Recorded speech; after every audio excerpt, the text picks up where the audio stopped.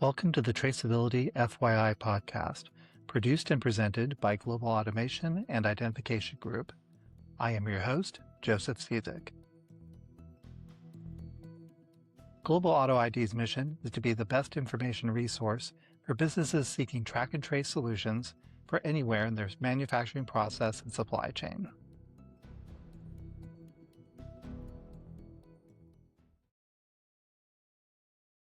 Today, we're discussing traceability and its role in brand protection and compliance, with specific focus on GS1 and the new manufacturing and trade rules and regulations they're either involved with or driving. GS1, as you probably know, is the global de facto authority on standardized product identification, and they are everywhere. UPCs, GTINs, GLNs, RFID, product classifications, and what's up and coming, 2D codes. There's a lot going on with GS1 and with 2D codes implementation and regulations being mandated in the US, EU, and Asia. 2D code in this case is a synonym for QR code, the same consumer-friendly and widely used symbology everyone is familiar with. What everybody is not familiar with are the ramifications of relying on QR codes for anti-diversion, anti-counterfeiting, and all-around brand protection within supply chains, as well as the risks of depending on QR codes as a safe and secure solution. In Europe, digital product passports have been implemented as of 2024, which utilize QR codes. From GS1's EOS site, quote, "Among several ambitious goals and new requirements, the ESPR introduces the digital product passport for products, components, and intermediate products being placed on the EU market or put into service, and it includes products manufactured in Europe or exported into the EU, having impacts also on global trade." In the US, there is GS1's Sunrise 2027 initiative. As stated on GS1's US site, industry has set a date to make the transition to accepting 2D barcodes at point of sale or point of care, referred to as Sunrise 2027. By the end of 2027, retailers would need to ensure their POS systems are equipped with scanners capable of reading both traditional barcodes and 2D barcodes. The shift has already begun, with the new technology being tested in 48 countries across the world, representing 88% of the world's GDP. Today, we're joined by Mark Manning, Robert Sherwood, and Michael Cizek. Mark Manning is the founder and CEO of iTrace Technologies, a Silicon Valley company specializing in non-clonable supply chain security and brand protection solutions. Mark is a serial entrepreneur and has been involved with brand protection and product security for over 20 years, delivering technology solutions to some of the supply chain's biggest problems. Robert Sherwood has devoted the past 3 decades to consulting, designing, and implementing printed security products and software applications. He is a specialist in printed security design and technologies, helping governments, Fortune 500 companies, and small businesses identify issues, formulate solutions, and implement and manage anti-fraud measures. Michael Cizek is the co-founder and CEO of Global Automation and Identification Group. Mike has over 40 years of experience in the data acquisition and vision solutions industry, which includes senior sales management positions at the regional, national, and international level. Both iTrace and VeriTrace are members of Global Auto ID. You can learn more about these companies at traceability.fyi/members. So let's get into it. The problem is QR codes are insecure. Mark, we'll start with you.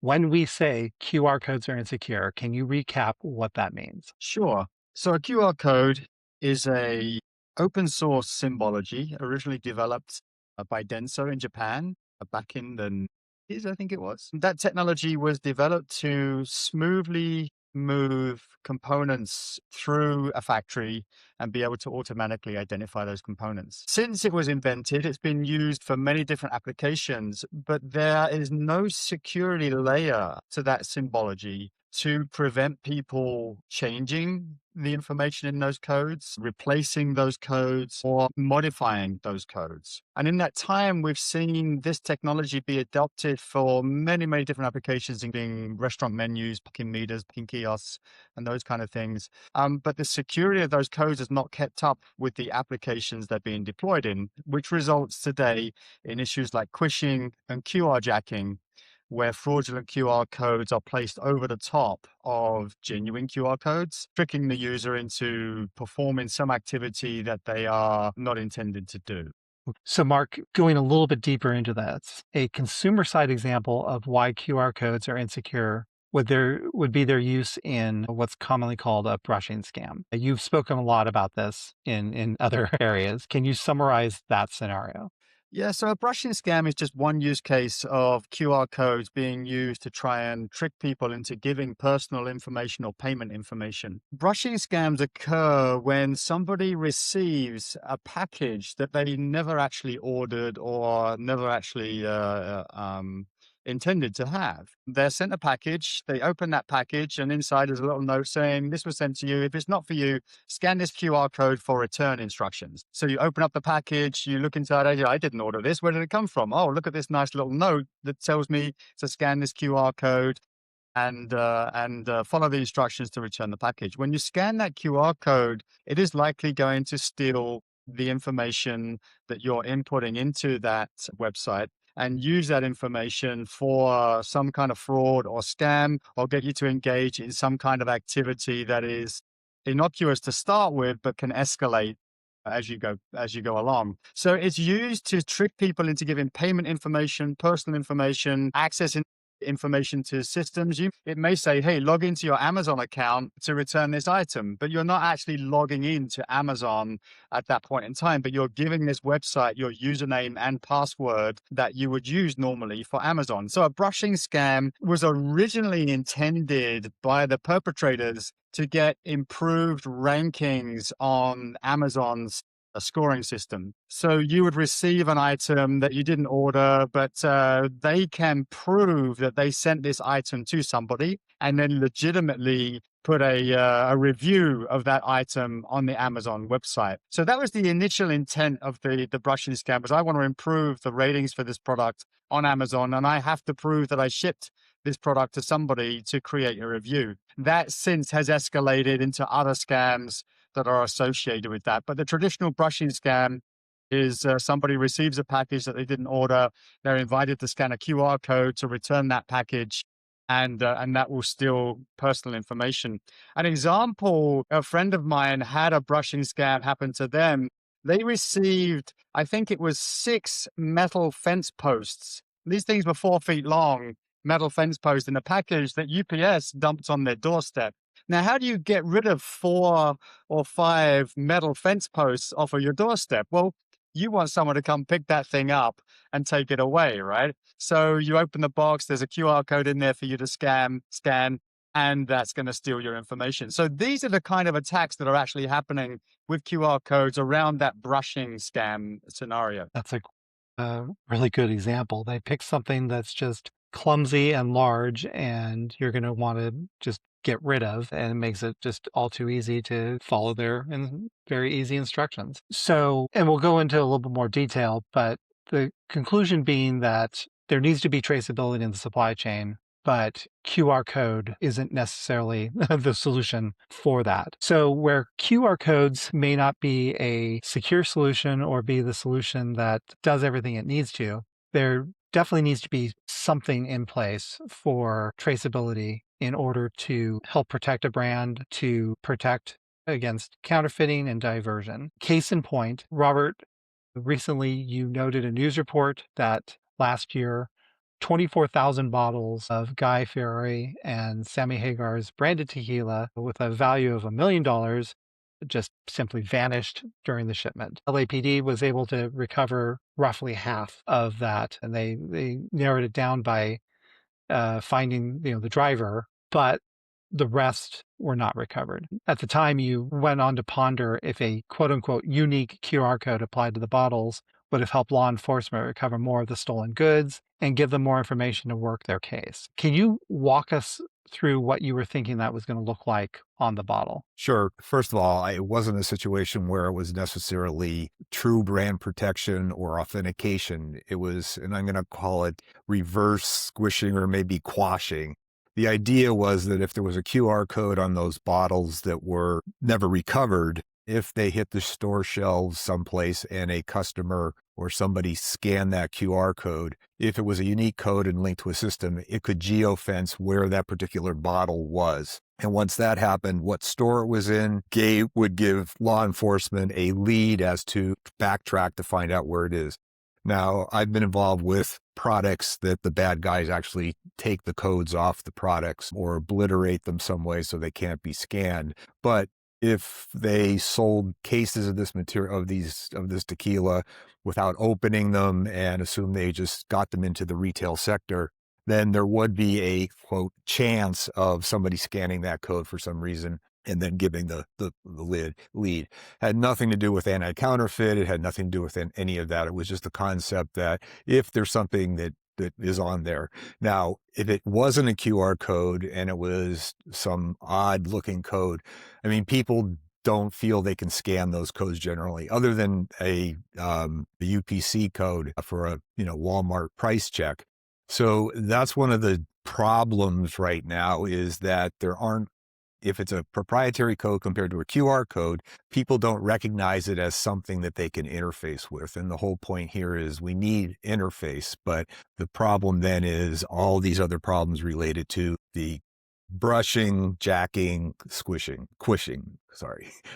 So the idea though is in that sense is we're just trying to get some interface, some data point out there, whether that would work or not. When I posted it, all of a sudden everybody came back, well, you need to layer that. Well, that wasn't the point. The point was not trying to make it. We knew that tequila was real. That wasn't the problem. The problem was, how do we find it someplace? So that was the point of that. No, good. That's all good context. But going to that unique QR code concept, I think that is a good segue into talking about iTrace's capabilities, because it sounds like something that you've kind of already solved for, Mark, right? Yeah, absolutely. And that theft and loss scenario that Robert points out, and the solution that Robert was describing, is your typical track and trace application using either a QR code or other symbology, is exactly the same as you would face with a diversion or gray market trading issue, where product that is intended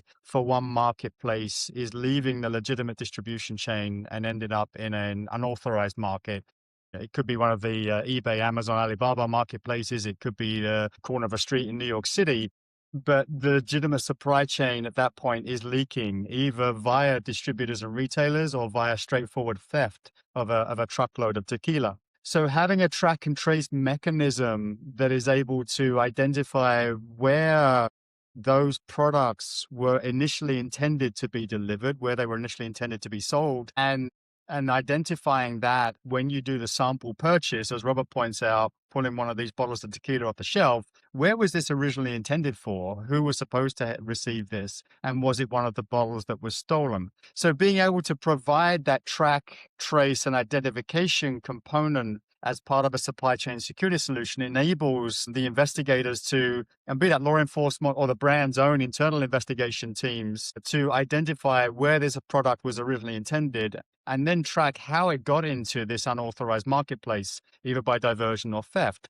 One good point that Robert brings up is that some sophisticated diverters and even smarter thieves will try and scratch off markers that would provide some track and trace. And we've actually had that happen with some of our clients in the watch industry, where watches were manufactured in China, they entered the distribution chain, they were found for sale on eBay, Amazon, Alibaba. When the brand did the sample purchases on those watches, they found that the distributor that was diverting them, or the retailer that was diverting them, had actually taken the time and the effort to unpackage every case, unpackage the carton of watches, unpackage the individual watch from its individual wrapping, put it under a microscope, scratch off the marker, the security marker that was on the back of that watch, and then repackage the whole thing up again. Now that takes a lot of work, and it gives you an indicator of the how good the margins are on diverted and gray marketed product. But what the diverters didn't know was that the iTrace markers that were on those watches are extremely damage resistant. And even though they had sanded them, they had scratched them, they tried to erase them off, we were still able to forensically extract the original information from those marks and provide that to the legal team, who were then able to use their resources to enforce their agreements. So having a security solution alongside or instead of the standard logistics solution gives you that greater level of traceability and security on the product. So if you have a security application like iTrace 2DMI that is providing track, trace, and authentication that is highly damage resistant in one symbology, that gives you the ability to enforce your agreements in these kind of ways. And word gets out in the distribution chain, at the factory, in your supply chain, that you are able to track, trace, identify, and authenticate your product. And that actually provides you the ability to control your supply chain and deter production overrun, diversion, gray market trading of your products. Oh, I agree with both positions. I think the idea here is to detect when those bad players have taken bad things have taken place, not necessarily prevent them right now, but at least to detect them and get them out of the supply chain. I think there's something to be said for both statements. I can't add anything to this. I think part of the issue here is how much participation and who is using it and what in fact is the end game. Certainly what Mark does is more secure, provides a lot of information and control out there with the particular code. But from the standpoint of consumers and people, that if you need participation with something, and it is dangerous in that sense that the codes can be cloned and replaced, but if you need participation from the general public, then a QR code is kind of the way to go. And that brings up why we add other layer technologies so that the QR code is in fact something that can be used, and you can track and trace it or use it either internally or, of course, out in the field. But other technologies that we protect the QR code with, in a sense, can be used to do the true authentication. Some of those, and everybody knows about DNA. We don't necessarily use DNA, but there are taggants that are available that can be specific to a product or can be generalized, and they're invisible. And in some cases, bad guys can find them, but the state that they are in, they're kind of a two-state product, where one is anybody can find it with the right tools, but at the nano level, they are differentiated in their structure and in the way that they work. So it's kind of that situation where, again, the idea with the tequila was that hopefully we could fool somebody.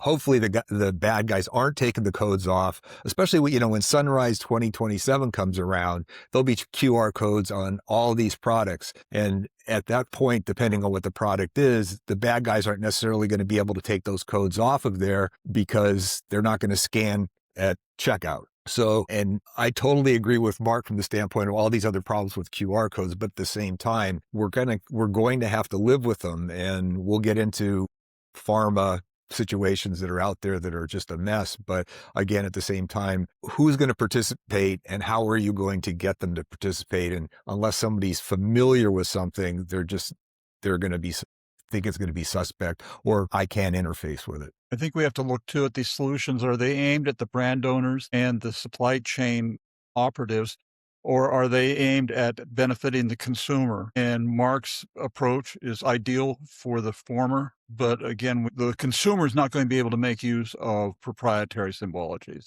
I think those are two different directions and objectives. Correct. Yes. Correct. And I mean, one of the issues we launched the original QR program for Yeti coolers. We put QR codes on every one of their products, starting at the point of manufacture and all the way through supply chain. They even use the QR code to go through their customization program, the different distributions, all of that. But when the consumer scanned it, there was no indication that they were tracking anything. It was basically took them to the website to register their product, and they would get a sticker, Yeti sticker, which was an enticement.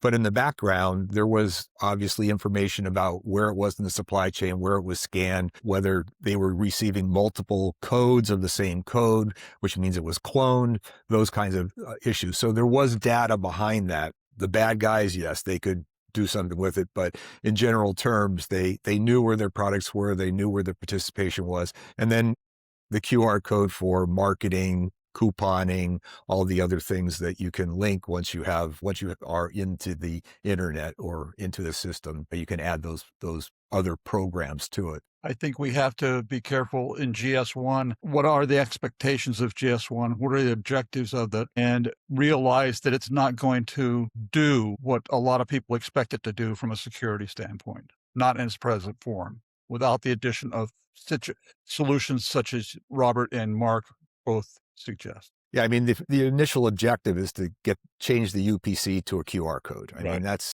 what it is. And GS1 is showing that it can be used for a multitude of things, but not every company can use all of those add-ons, and and GS1 doesn't have the ability to provide all of those.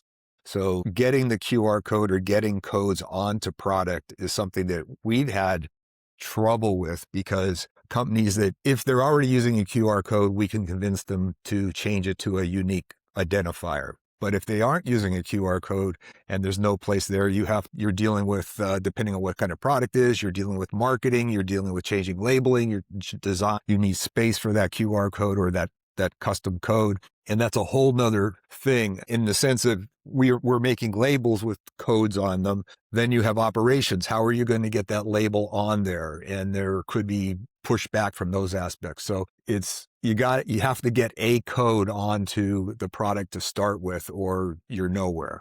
And I don't know, Mark, if you run into that aspect of it, it's something that I have numerous times. We don't have any place to put the code.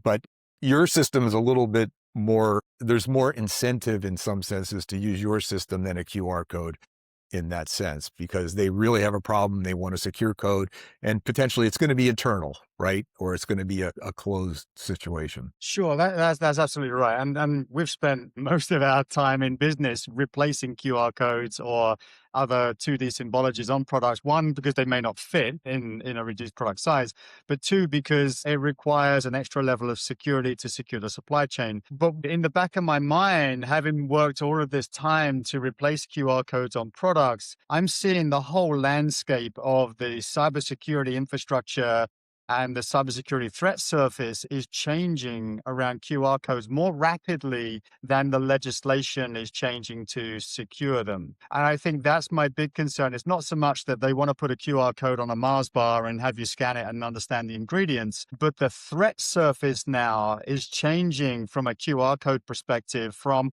we've got, kind of a limited deployment for all of the reasons that Robert described, to there's going to be 1 billion products out there now with QR codes and invitations for people to scan them to understand, how do I use this thing? Is this my aspirin or my pharmaceutical? I can't understand what I'm supposed to do with it without bringing out a phone and scanning a QR code, because that's going to be the new way of engaging. That's moving rapidly. The threat landscape is changing rapidly. The security is not following along with it. And it's not hard to imagine two scenarios. One is, I want to scam a consumer into giving me information. So I replace the QR code on their Mars bar with something that says, hey, give us your information, we'll send you 10 free Mars bars. This easy to promote that kind of thing. Someone scans the Mars bar, and they're going to think they're going to get 10 free Mars bars. That's going to be easy. The other way I think is going to be more threatening to the enterprise is, me as a malicious actor can say to their brand team or their security team or their supply chain team, hey, I found this Mars bar and it doesn't scan for me. I can't scan it. Is there something wrong with it? And I put it in an envelope and I send it off to the brand team. They scan it. We know from Google Threat Intelligence Group that the weaponization of QR codes allows for download of malware, access to systems and devices. So now, as a scammer, I can create an attack surface to an enterprise that includes QR codes on their own products. And there's no security behind that from a QR code perspective, or from the system perspective that's enabling digital product passport and Sunrise 2027. So I'm looking at it, not that it's a bad idea to put QR codes on a product. It's a bad idea to put QR codes on products without any security implementation behind it. And And it's to your informed. point, they're not selling it as a security solution. It's got a particular purpose. The digital product passport's purpose is to provide recycling and disposal information on products along with origin and traceability. That's the original thing, but that's different to security. Right. And Sunrise 2027, as Robert pointed out, is there to provide an alternative 2D code at point of checkout and to allow other engagement applications to be built on top of that. So the point there again is what is the pervasive theory in brand protection is that you just can't rely on a single, quote, silver bullet technology. So again, that's where we come in. What we realize is that, yes, Mark's solution is the, much, much better. Ultimate has security behind it. QR code does not, but there's still going to be a situation where there are going to be billions of them. They're going to have non-secure applications. Is there a way behind that to pull data from that, whether it's geofencing, whatever it is, as he mentioned, diversion, which a lot of times when I talk to brands, they can get their heads around diversion. They have that problem. If you start talking counterfeiting, they have no idea what the real true counterfeiting problem is. And you can't do anything with that until you start getting data back and tracking where your products are and finding out what the diversion potentially is. So from that standpoint, what we're trying to do is leverage off of the QR code. It's going to be there anyway. So what data can we derive? And then again, we're adding other technologies that would be the true authentication. Now, consumers, there aren't very many choices from what we would call overt technologies that consumers can authenticate. Color shifting inks were used for quite a while. Holograms were used in many cases. But holograms, once they became digital, are very easy to clone in a sense or substitute. And it's very, very difficult, even for somebody that knows what they're doing, to look at a hologram and say, is that the original hologram? Color shifting inks, what color shift? From gold to blue, blue to green? They're very, very hard to differentiate. So there aren't very many technologies that way. So what we concentrate on are technologies that the investigators, the brand protection people can in fact truly rely on, at the same time driving data from a QR code if they're using that. And in Mark's case, and the other aspect of it is if there is no connectivity, then there are other ways to authenticate that product in the field if you don't have that connectivity to be able to scan it and access the system behind that. So I think this is the right time of year to add on to this part of the conversation. We've been, talking about what you can do to secure the supply chain one direction forward, but this is the time of year where the supply chain kind of goes backwards, and we're talking about reverse logistics. You have things that have been manufactured, stored, distributed, sent out, got to the end consumer. And this is the time of year where the end consumer is doing a lot of returns, where they are sending things back through the process, keeping the supply chain secured when it quote unquote goes backwards. And when they're processing those returns, can you speak to how you can kind of keep things secured? For example, you've got situations where people are sending possibly just an empty box, wanting to get a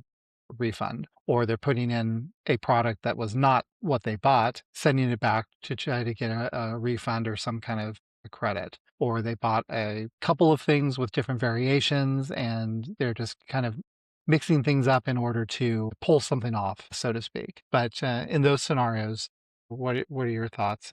I guess we'll start with you, Robert. Part of the situation is years ago when Denso invented the QR code, the problem with them was they just let it be open to anybody. So it became used. They tried to put the genie back in the bottle, but early on we used QR codes in the electronics industry for returns, and we put QR codes on hard drives. And at the time, the bad guys probably would have used them, but the return problem was more of a, let's say, a kid sending in a hard drive, and they would potentially change the label on it or do something where they were saying, I want to return on this. And unfortunately, the company had to open up the hard drive in order to see if it was a legitimate return. Well, that's a lot of labor. So they used the QR code for a while to know and look up that particular drive in their system to see, in fact, where it came from, where it was sold, when it was sold, when it was manufactured, those kinds of things. That system went away when people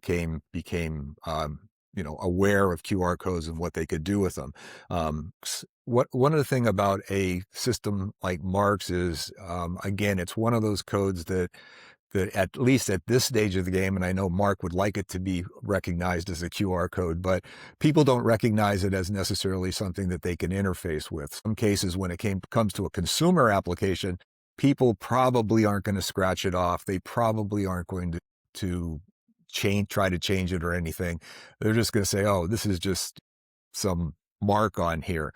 But that could give a company, when in warranty return or returns, a lot of information. And again, if you said you're sending a box back and there's nothing in it, there's no code anyway, there's nothing there, unless you put it on the package, and then what is it? Where did it go? Where did it come from? So there isn't a solution for all those problems. Yeah, so we've got involved in a number of applications that revolve around what we call warranty return and replacement fraud. And Christmas gifts coming back from kids fall under that category, but that's less of an issue for some of the organizations than, me returning a fake Tiffany ring in exchange for the real one that I purchased and that kind of thing. In the hard drive space that Robert mentioned, we've actually been working on a couple of applications in that space. And the way that we're looking to solve this for the brand today is that you have the packaging level markers, which identify what's on the outside of the package, but also applying covert markers to the actual product itself that is linked to the logistics information on the outside of the package. Because they have a problem today where hard drives are meant to go to scrap, but are being relabeled and resold in the marketplaces as brand new hard drives. Now, these things may have been built 5-10 years ago, but are now being sold as new, having had, hopefully most of the data wiped off them and had a clean up and put back in a counterfeit box. So their warranty replacement now needs to identify what is the origin of this hard drive that's just been returned for warranty repair and replacement. Having a QR code on the outside of the hard drive doesn't necessarily provide that level of track and trace, and can be changed and modified and relabeled and all of those good things. But having a covert marker actually hidden on the product itself, and in many cases, this may not be at the labeling level. This would be a direct part marking component that was applied at the factory, but it is tied into the information at the label level. So then when this thing comes back for warranty repair and replacement, someone can scan or identify the covert marking and then be able to determine, was this thing built last year and has now failed, or was it built 10 years ago and got restickered and relabeled? So there's some of the things that we're doing. And that was one of the original Fossil applications that we worked on with Fossil and their watches that's so called out in the case study, is that they wanted to be able to identify basically at the loading dock whether this item was genuine or fake. So as they weren't spending any more time and energy on warranty repair and replacement of a fake watch, it would just go straight back to customer service to contact the sender and say, hey, you sent us a counterfeit Fossil watch. Can we give you a discount code for a genuine watch, or can we work with you to identify where it came from? So it's a big problem. It's, for most brands, it's not just a holiday problem. It's an all year round problem. And it's quite a large amount of fraud for many companies. I think Cisco's warranty repair and replacement fraud problem a few years back was north of $1 billion a year. So there's significant money involved in this and significant fraud that can occur around this issue. In 2025, reverse logistics returns amounted to $850.5 billion worldwide. 15% of that, at least 15% of retail returns are fraud. Yeah. Huge problem. It is a huge problem. And that's where I think proprietary closed information systems such as iTrace are very critical. I totally agree. I think we could talk about too is the fact that auditing, being able to audit subcontractors and the quote fourth shift kind of thing, whether it's a QR code or some other type of technology, or whether it's one of Mark's codes, the idea that there's this fourth shift and the idea just to get something on a product that and we had this scenario in the hard drive realm too. We had a contract with a major brand, but they subcontracted the 5 different kinds of drives that they were producing at the time. And they were contracting with us, but the subcontractors were actually buying the labels directly from us. And we had, of course, a forecast of how many labels they were going to expect to use for a year. And one of the contractors sent in a purchase order for 500,000 labels. And that was a good chunk of what was going to happen. And we understood that that was not the major supplier. Of course, every PO came in, we would send to the brand and say, hey, is this legitimate? Well, immediately they came back and said, that's interesting because they only produce just under 100,000 drives for us a year. So obviously there was, it was simple, but it was a way of doing, keeping non-authorized manufacturing there. And so, and again, it was a situation where obviously that could have been a major problem and dilute the potential, revenue from that particular product that was out there, but we were able to at least identify that. They were able to take care of it. We don't get into policing or do anything like that. But again, that was, one way of identifying that. And I know with Mark, they have more of a system in order to deal with the idea of what we would call the fourth shift, or producing product in another factory that is exactly the same, has the same molds, those kinds of things, depending on what those products are. I think Mark brought up a good point too when he said, I think he referred to bad players getting more sophisticated. Back in 2000, Callaway Golf Clubs started putting a data matrix symbol, a small, very small laser etched data matrix symbol on the heel of their golf heads. And the purpose of that was not just traceability within the manufacturing process. It was to trace gray market, diverted products being sold through unauthorized distributors. And it worked very, very well for them. But certainly we all know now that simple data matrix is not going to solve or be a technology that cannot be duplicated. And I think that's the advantage of working with an organization like VeriTrace with Robert. Obviously, Robert has a security focus and his organization has a security focus. There's a lot of brands out there that they know they want a track and trace or an anti-counterfeit solution, and they talk to their purchaser and say, go find me an anti-counterfeit or track and trace solution.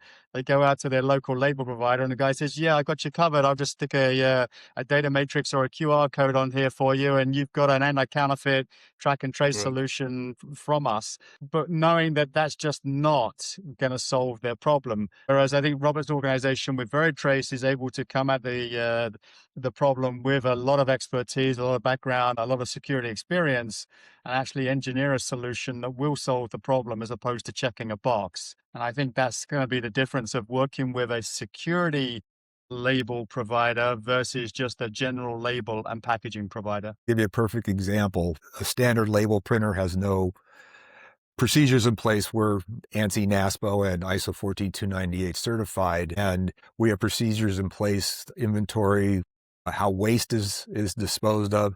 If you have a program and let's say you're doing 1 million products a year, you have an anti-counterfeit label from a standard commercial printer, and somebody realizes that that particular label is something that is being used as an identification for security, they could walk out a roll of labels out the back door, put it on eBay. We saw that happen for a game platform. We were producing a label. Somebody did a simulation of that particular label. They were selling that label on eBay for upwards of $20 a label so the kids could go in and change the hard drives. I wish I could get $20 a label for the same thing. It was not going to happen. But again, it's about, if you're going to secure the supply chain, you have to start at your suppliers, and it's a total supply chain to really shut it down or keep it secure and closed. But you have to do that in stages. And I think that's one of the things that people try to bite off too many portions of that supply chain security at once, or they're just leaving some parts of it that they don't realize, they don't think about it should be secure. Well, yeah, I'll buy labels from my label manufacturer. No problem. They can put UV ink on it and that'll solve the whole problem. Well, color shifting inks, you can go for the US currency, you can go on eBay and find 25 suppliers that supply the same color as on the US currency. So again, you can use those, but at the same time, they have to be layered, and the idea is to make it more sophisticated. So again, it's about more than just the codes, the technologies, everything else. It's how those particular technologies are handled for suppliers and for the customers that are using them. Yeah, because if you don't have that secure supplier and that secure supply chain at the very foundation, that's the foundation for your whole track and trace and anti-counterfeit solution. So starting at that point, as Robert said, gives you this solid foundation to build the rest of your program around. If you're not secure at the beginning, it's not going to be secure at the end. And part of the situation too is you can implement track and trace other technologies. And part of the idea today is to get them most, again, we do a lot of labeling and security tapes and seals. Well, you can combine tamper indicating technology, you can combine temperature indicating technology, Mark's code, other forensic technologies, over covert forensic technologies, and all of those can work together in a unit and replace a standard label that you're using, a prime label, or even an on-demand label. You can add those technologies to, and they're much more secure, and that places the security from the beginning and not just starting point somewhere in the supply chain. What I feel you're touching upon, Robert, you've got your parts of this, and Mark would have his parts of this, but it's sounding like there has to be something or someone with a bigger picture to understand how all this fits together. And this sounds like this is where a system integrator comes in and can kind of handle those details. Ike, would you like to speak to that a little bit? Well, I think a systems integrator can be critical, but I think it's first we need the experts such as Robert and Mark to share the security aspects of what they're expecting out of this, to learn from the supply chain. GS1 is not a security issue. It's an information issue. I'm a little suspect of Sunrise 2027 because I've seen a lot of these initiatives, like in aerospace, that they had drop dead dates and everything else, and 15 years later, they still hadn't been implemented and things like this. Putting readers at the point of sale or the point of care is not a big, huge issue, technologically or logistically. Using that information to meet the objectives of GS1 is going to be another case. Are all of these retailers and point of care going to be prepared for this? And I think this is what this podcast was about, was GS1 and the implementation and how do we put security into it. GS1, as Mark pointed out, is not a security issue. That we have to, and I don't know, certainly Sunrise 2027 is not going to solve that. There's a lot of issues. So for somebody to start implementing this, which is late now, they need to talk to experts like Mark and Robert. Then I think systems integrators, qualified people that not only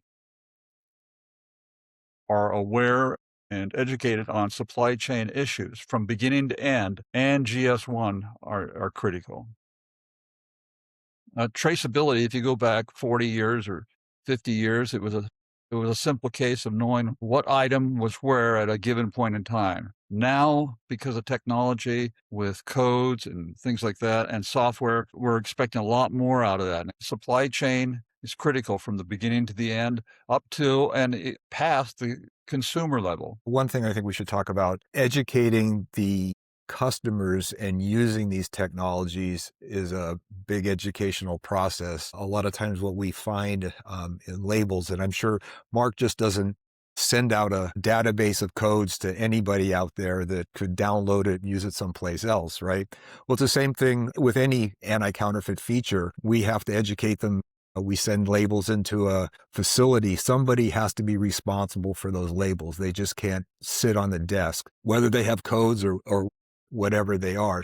There has to be accountability there. That's one thing that a UID on each label can also do an audit scenario within that wherever they're using that so that they can keep tabs on whether there are labels missing. If labels go out on the floor, they're added to products with a UID. How many did they use? Are they returned after that production phase is finished? Labels accounted for, minus a few scrap things, scrap labels, of course. But we've had scenarios where rolls of labels have gone missing, and all of a sudden the product with those labels shows up in some other country, some other place, because nobody followed the rules, kept the labels in a secure place. So we lose codes. Fortunately, like Mark's system, he could be able to detect, or there are ways for the software to detect, where is this supposed to be, where were they assigned, and who is responsible for them, so that they can then shut that down or make that secure, that supply system secure again. I think most of what I spend my day doing is education. A lot of what I do is just helping people understand the scope of the issue that they're facing, and two, the options and most efficient way to fix it. So we end up doing a lot of education. It's interesting, some of the big companies out there that put serial numbers and serialized information on their products, but don't actually track that information. There's a very large industrial equipment manufacturer in the United States that the last point that serial number of any of their products is read is when it's applied to the manufacturing process. It's never read again. They don't know where it goes. They don't know how it gets to where it's on an individual item basis, how it gets to its destination. So although, as Mike pointed out, it's, track and trace has been around for a very, very long time. There's some very large organizations that still don't track where their products go or track individual unit items of their product. This is kind of a side note, but I posted something recently, and a guy that was in brand protection years ago now works for a bank. And he said, what may be happening is brands, instead of doing any kind of protection, what they're actually doing is they're working like the credit card companies do. As long as the fraud doesn't, they're writing the cost of counterfeits directly into their financial picture. So they're saying, as long as it doesn't exceed X amount of percentage of our finances, then we're fine with it. We're not going to do anything, which is very sad, actually. And there are other ramifications that they're not realizing at this point: brand erosion, all those kinds of things. And when it comes to pharmaceuticals, it could be people dying. And obviously that's some other thing. Yeah. And it's actually, when you find out how big the problem is for some of these brands, it's very, very easy to show an ROI on these solutions. I had an email yesterday with a personal care brand, and their legal team are estimating that they're losing $4 million a year, $3 to $4 million a year to counterfeit and gray market trading. That's their legal team's estimate. It's a $100 million business, so that's 4% of their sales are going to counterfeit or gray market trading of their product, and that's the loss. So we look at a calculation of, hey, you could implement our technology, it costs you X amount per year. Even if we're only 10% successful, you've got a 4X return on your investment.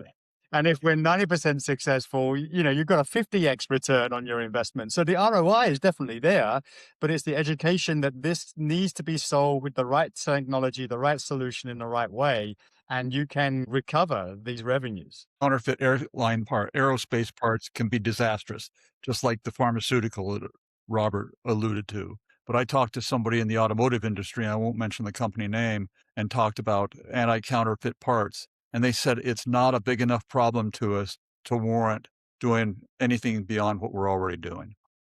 Actually, we're doing a project right now where a chemical company makes a chemical that is used in a commercial sense and another grade of it that is used in a medical sense. And their problem was that people were buying the commercial grade and relabeling it and selling it for the medical grade. And unfortunately, some children died. And unfortunately, some companies don't do anything until they get to that point. But we did help solve that problem, and they have not had any of those issues since then. It's kind of minor tracking in a sense, but it also has to do with tamper evident seals and all the other technologies that the counterfeiters would have to produce or simulate or copy in order to replace those labels and change it so that it would appear to be something else. Well, one of the things that frustrates me, and I think maybe you saw one of my posts, is that people just, even though the problem of counterfeiting, diversion, fraud is so pervasive, the general public doesn't seem to understand how bad it really is. The idea now that there are, quote, dupes that are totally acceptable out there is also a problem for the brands. And in some cases, they're close to the real thing. And major corporations are doing it, but it's more the true counterfeit issues when it comes to things like auto parts, airplane parts, pharmaceuticals. I've just run into many people that just online pharmacies, 80% of them are illicit, and you have no idea what you're getting. And people just don't believe it. They're like, oh, and I can tell when I talk to people, the ones that are buying their medicines online from Canadian pharmacies, you can tell in their face that they're doing that, and they never realize that they might be not getting exactly what they were purchasing. So I think that's one of the issues. And that rolls over into the brands. We don't have a counterfeit problem. We don't have a diversion problem. They know they sort of do, but they aren't spending the time to look at it, and certainly aren't looking or to use and make that make that problem go away. Was seen you've put a lot of posts on the safe medications initiative and everything. It was some very interesting reading. The India pharmaceutical traceability, that the issues they're having, there was an assumption that the initiatives from GS1 were securing things, but was not. Mark, was that your post? Yeah, there's a series of posts on that from Dr. Al-Shahuri, who's the former chief scientist at Cizek 1. Avi has been in the industry for a long time. He's a very well-known technologist in the brand protection supply chain security industry. He went out to India and needed to, while he was there, needed to find pharmaceuticals. And he went out to purchase the pharmaceuticals, but was unable to verify whether these pharmaceuticals he was about to purchase were genuine or fake. In fact, he understood that what was being scanned as genuine was not a genuine product. That drove him to do a deeper investigation. And his initial article was 7 case studies that he put together on how to circumvent the QR code-based traceability initiative that was mandated by the Indian government on the top 300 pharmaceutical manufacturers. Now, the project was called the Top 300, and it had 2 components, one an international component and the other a domestic component. And this was only 3 or 4 years ago that this was implemented. And it was, according to the articles from Avi Chahuri, it was heavily lobbied by GS1 as a solution for India's drug supply chain security and provided traceability. But he found that the system was so porous, it was unfit for purpose. In fact, it was eventually a benefit to the counterfeiters in that they would just put their own QR codes on those products, and it was easy to reproduce. My understanding was the international program had to be scrapped because of its ineffectiveness. And they're in the process of reviewing the domestic program to understand whether that needs to be scrapped, reworked, or revised in some way. But currently, it's very difficult, even with the traceability program mandated by the Indian government, to find genuine pharmaceuticals or verify genuine pharmaceuticals in India. Now, the unfortunate thing about this is it's a QR code-based traceability application. It will look to a consumer very similar to Digital Product Passport, to Sunrise 2027. The same applications are being pushed into or sold into or recommended into other nations around the world, specifically in Africa, who traditionally have a very high incidence of counterfeit drugs. So the frustrating part about this is that the solution that's already proven to be ineffective, QR code based, is being deployed in other applications around the world to try and solve the same problem. So I think, again, this goes back to the fact that the threat landscape is changing so rapidly. The counterfeiters are moving so much faster than the brands that the brands are just not able to keep up with the threat against their product, even with regulation from governments. Yes, I've had a conversation with a brand recently that they found examples of their product that had QR codes for authentication, and they don't use QR codes for product authentication. And of course, that begs to question the whole scenario of the whole program, those types of programs. And that's not the first time in back in the day, holograms were put on counterfeit products and they weren't using holograms on genuine product. And the people that were the counterfeiters were having a larger area of sales than they had more percentage of sales than the genuine product did because of the hologram, because people just said, oh, it's got a hologram. It's got to be genuine. Right. Yeah, they've done a very good job. An international standards organization that has now a commercial arm alongside it. And the two are separate but connected and related. So people are there because they trust GS1 as the standards organization, not understanding that the commercial side of their business may have different incentives and different motivations. Yeah, and they're promoting 20 different potential uses of the QR code, which includes authentication, includes track and trace, all of that. But again, this like Sunrise 2027 main deal is just let's replace the UPC code with something else that maybe somebody else can use, but that doesn't necessarily mean it's the best use of that particular code. Good. Well, I think one of the situations is, again, that printing techniques are an adjunct to the codes, whether they be Mark's code or QR code or some other proprietary code, utilizing printed technologies on packaging. And let's face it, in many cases, you need to put the anti-counterfeit or the track and trace features on the packaging because investigators don't want to go out there and have to tear the packaging apart to the product to find it. It's best if you can put technology on both the product and the packaging because then you have a paired scenario that has to match up. But again, there are times when you don't have connectivity.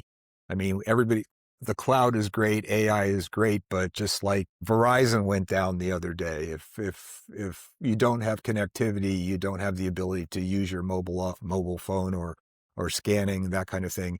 And if you need to check something in the field, don't have that capability, there need to be other multiple ways to effectively authenticate that product and know that it's real. Again, this is mostly from the standpoint of investigative brand protection people where they're tracking down these problems. Again, it's very difficult to get the consumer to engage in something like this because they just don't know, or they don't think about, oh, how could it be counterfeit? And even if it's much less expensive than normal, hey, I'm getting a bargain. That's, especially today, that's the first thing. As far as these or sectors of the economy that could use it, use it in almost any sector. I mean, there's nothing that is immune from counterfeiting. We looked into the issue of somebody was counterfeiting shoe polish. Now you would think, forget shoe polish? Well, if you take a barrel of wax with carbon in it and put it in a container and then you stamp it with kiwi, you can get 4 times the amount of money for it than if it just said Sherwood shoe polish on it, right? Nobody would think that, but that's a program that could be done in somebody's garage easily, but it could do serious damage if they started really expanding that particular program. So again, it's everywhere. You need to look at the tools, look at your problem, and then make the right decision as to which technologies, which programs. And that includes, you have to look at this scenario from investigation, online monitoring, all of those things, because you can't just silo this because you need all the different points of data in order to have a program that really works for you. The organizations that we work with are very large organizations. There's many, many stakeholders in these different programs. So getting the sponsor in the organization that is able to understand the ROI of a program like this and is not out to just check a box for a regulatory requirement, they're actually trying to solve a business problem. That's the people that we get involved with, the people who are looking to solve real business problems that they have with counterfeit gray market trading, an insecure supply chain, and want to solve those problems with a solution that has real effectiveness, as opposed to I'm checking a box that says I need to comply with this requirement. So I think that's the getting buy-in from all of the different stakeholders, having all the executives involved in driving these kind of programs forward is the critical piece to the success of these programs. And that's generally the organizations and the companies we work with. I'd like to add too, As the times are changing here and people are relying on AI and they're going out and doing their research and there are all these hallucinations in AI and there are all of these different solutions that are out there, I think sometimes people are getting there's a lot of misinformation. And I think that sometimes people grasp onto the misinformation because in some cases it seems like an easier solution, but not realizing they're just spinning their wheels or they're going to be spending resources on something that isn't going to work because they've got no experience in the space to really look at it from a holistic standpoint. And I think that's something that a company, a person, a group that has experience and basically has seen many of the scams that are out there so that they can address those that may not be thought about by people that are looking to fix a problem within their company when it comes to counterfeits, track and trace, diversion, those kinds of issues. Mike, any closing comments from you? No, I just think that we have two great experts here talking about the GS1 in general, Rise 2027, and its implications in the supply chain. I think it's been a great session. For further reading, to answer some questions we have for the audience, and to direct your own questions to today's participants, please visit the episode page for this podcast at traceability.FYI/podcast1. You can learn more about iTrace and VeriTrace and make contact with both Mark and Robert by visiting their member pages at traceability.FYI/members. Thank you, Mark. Thank you, Robert. And thank you, Mike. And thank you, audience, for your time. Have a great rest of your day. Thank you for inviting us.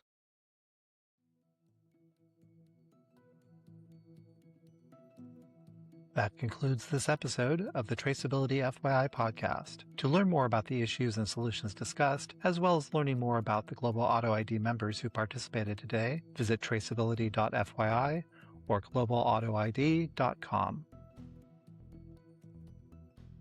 Be sure to sign up for the Traceability Updates newsletter via our website and follow Traceability.FYI and Global Automation and Identification Group on LinkedIn, Blue Sky, and Reddit.